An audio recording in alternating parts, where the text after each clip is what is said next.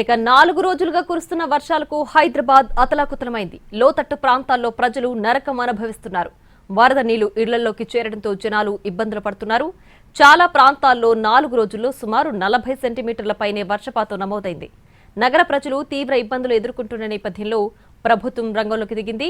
CM Revanth Reddy Hydraa commissioner రంగనాథ్తో కలిపి వరద ప్రభావిత ప్రాంతాల్లో పర్యటించారు. అమీర్పేట్ నుంచి మైత్రివనం వరకు తిరిగి ప్రజలతో మాట్లాడి సమస్యలు తెలుసుకున్నారు.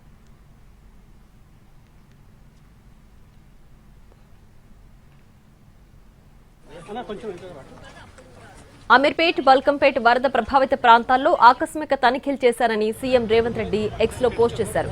భారీ వర్షాల సమయంలో తీసుకోవాల్సిన జాగ్రత్తలు, అనుసరించాల్సిన కార్యాచరణపై అధికారులకు సూచనలు చేసినట్లు తెలిపారు. బస్తీ వాసులతో మాట్లాడి వారి బాధక సాధకాల్ని తెలుసుకున్నట్లు రేవంత్ రెడ్డి వివరించారు.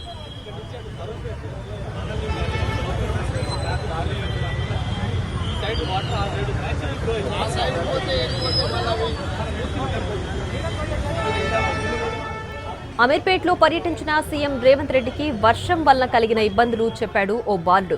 బుద్ధానగర్లో పర్యటిస్తున్న సమయంలో సీఎం రేవంత్ జశ్వంత్ అనే బాలుడిని పిలిచి మాట్లాడారు. బాలుడు భుజంపై చెయ్యి వేసుకుని ముందుకు నడుస్తూ మాట్లాడారు. వరదల వల్ల తమ ఇంట్లోకి నీరొచ్చి పుస్తకాలు తడిచిపోయాయని 7వ తరగతి చదువుతున్న జశ్వంత్ సీఎంకు వివరించాడు. వరద నీరు నిలిచిపోకుండా తగిన చర్యలు తీసుకుంటామని, భవిష్యత్తులో ఇబ్బందులు రావని బాలుడికి సీఎం రేవంత్ ధైర్యం చెప్పాడు.